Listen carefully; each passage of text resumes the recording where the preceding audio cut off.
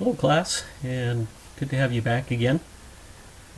Today we're taking a look at the second part of Chapter 3 of Building Planning.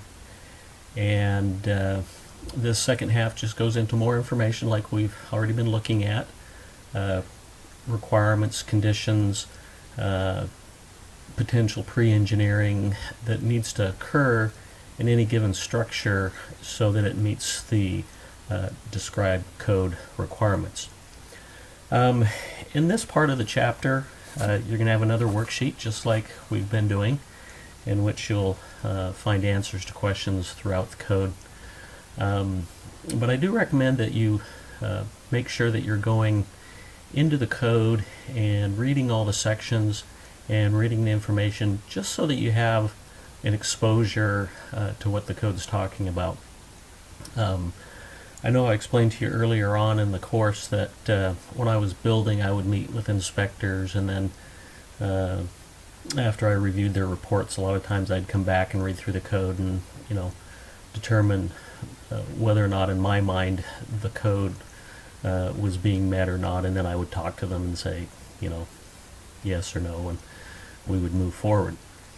But a lot of times if they called something out and I didn't know what they were talking about, a lot of times I didn't know even where to go to look in the code. So one of the things I recommend is that you at least read through the information and make sure that you're somewhat conversant with what's being talked about, so that in the future you could if it needs to be, go back and reference the information that you're looking for. Part of the course is not necessarily to get you to have the code memorized, but to realize that the code or the code book is a reference, and that reference then is there for you to access and to refer to, and to use for future requirements, whether it's designing, building on a project, working with an inspector, whatever it might be.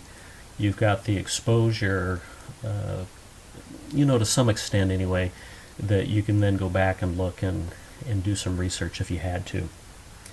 In this part of Chapter 3, we have more information that we're going to be talking about, requirements in a home.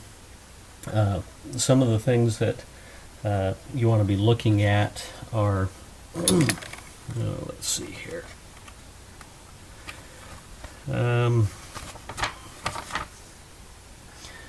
Like on page 326, section R304, it's discussing minimum room areas.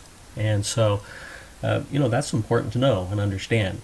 So if you're doing a design, or if you've purchased a plan and you're looking through it and you see a room that maybe looks like it's in question as to whether or not it meets code requirements, right under section R304 you're going to find minimum room areas, and it's going to discuss a little bit of information about that. When you jump to the next section there, section R305, you can see where it's talking about ceiling height. In a lot of houses, especially two-story homes, if you have like extra living space over a garage, or possibly potential living space in an attic area, you need to know what the requirement is for ceiling height. And typically, if you have a sloped roof from the roof framing, typically you have to understand that even though the floor area might extend out quite a ways and appear that the room is quite large, where you intersect the slope of the roof from the floor to a given height, and I believe it's 6'8".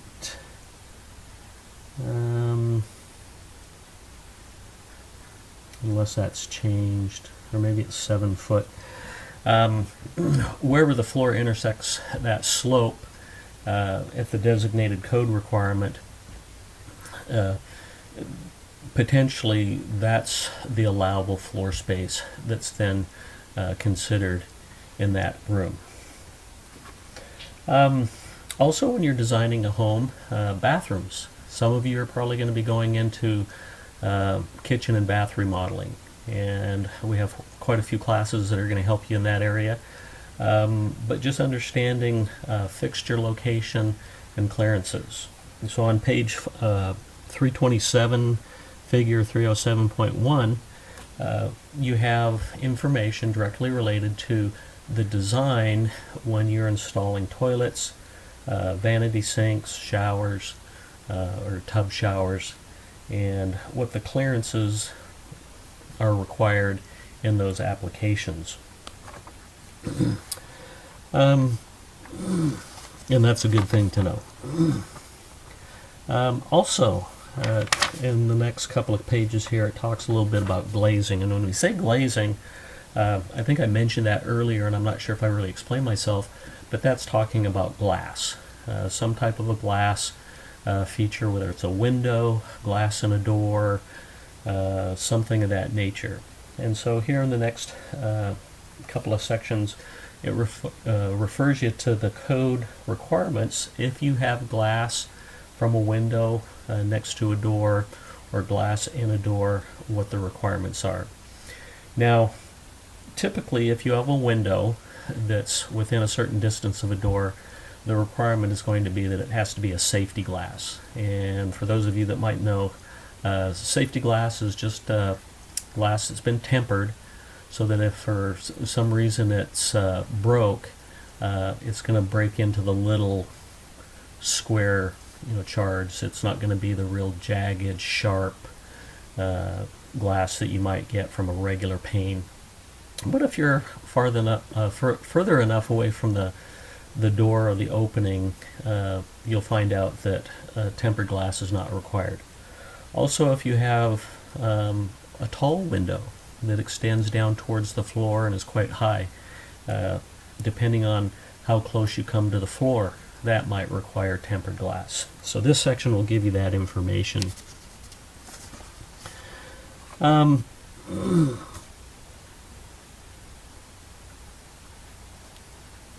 of the other information that you need to know is garages and carports. And section R309 is going to answer some questions if you have concerning, let's say you're doing an attached or a detached garage of some sort, and what the code specifically requires there.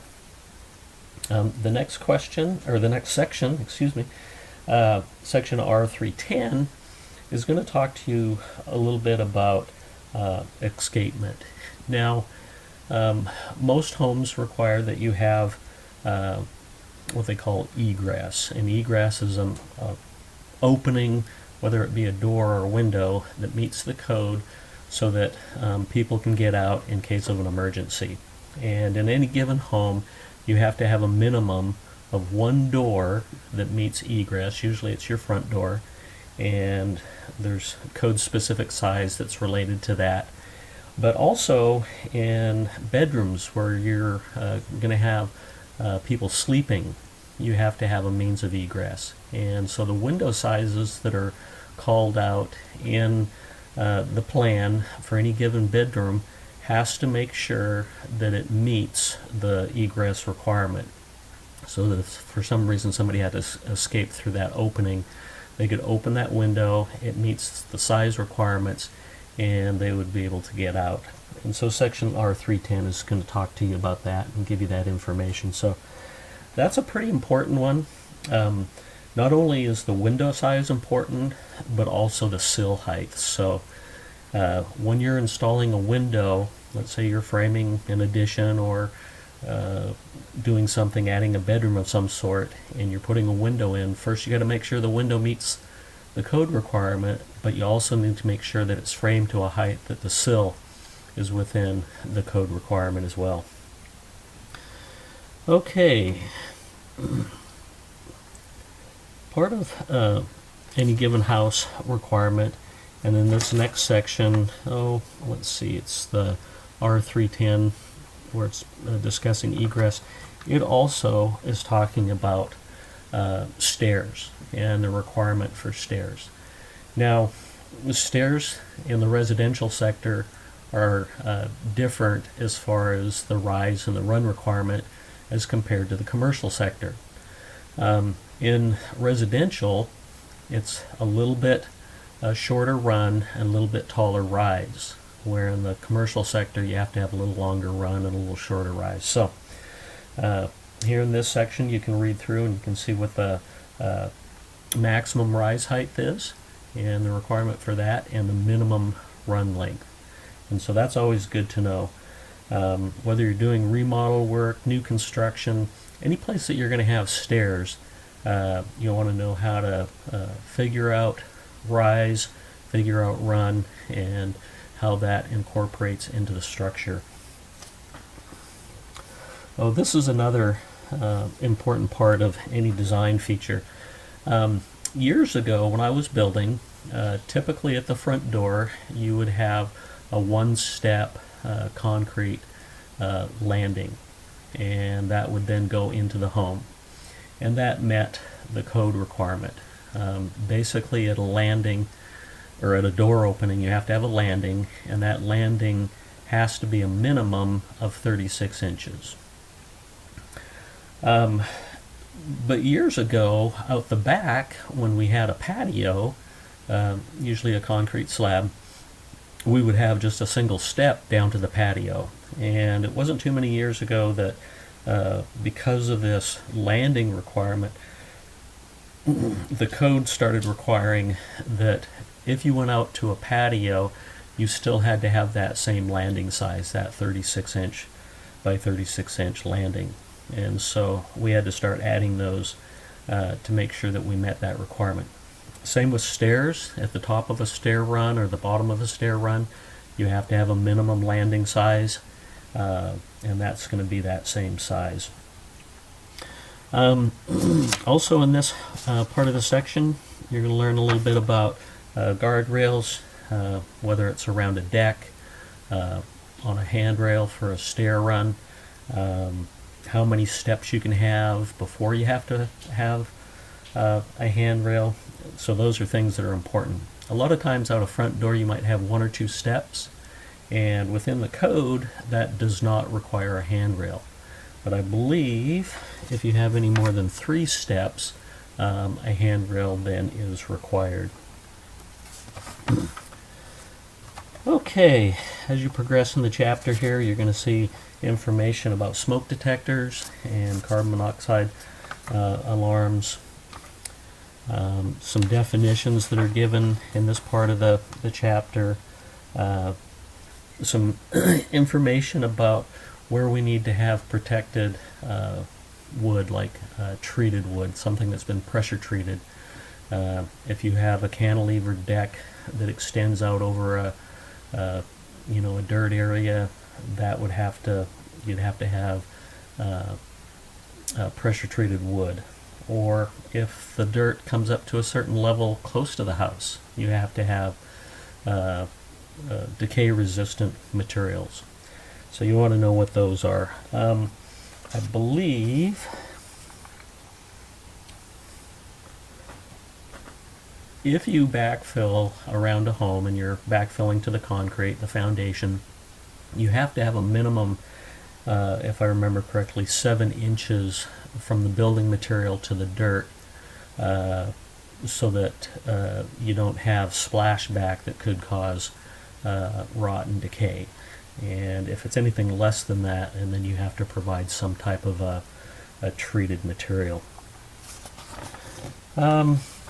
There's some other information in the chapter as you go through that's going to be basic to the structure. Here in section R319, this was really common back in the day when I was building. It's required that a house have an address on it. You have to make sure that the numbers are posted in an area or place that they're well seen from the road.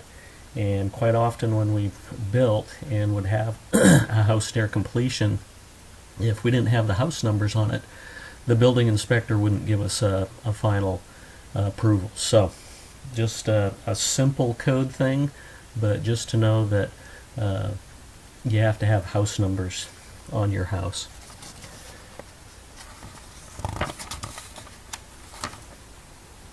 Okay, I don't see too many other things that I wanted to mention from the second part of Chapter 3 here. Uh, Take a look at it for yourself. Make sure you read through the chapter, answer the worksheet, and submit that so that I can go through and grade it and make sure that you're accounted for on the grade sheet for your work that you're doing here. Okay, students, have a good week, and we'll talk to you again next week. Thank you.